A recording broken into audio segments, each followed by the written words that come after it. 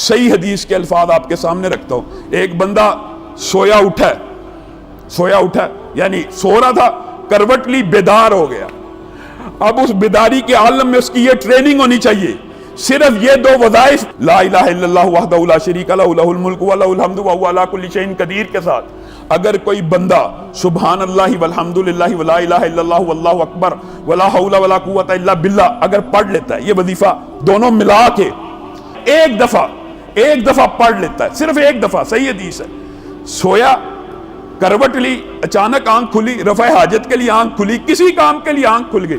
صرف ایک مرتبہ یہ دونوں وظیفے پڑھتا ہے، ان کے بعد اللہ رب العزت سے جو بھی دعا کرتا ہے، نبی کریم صلی اللہ علیہ وسلم نے کہا وہ دعا فی الفور اللہ رب العزت قبول کر لیتے،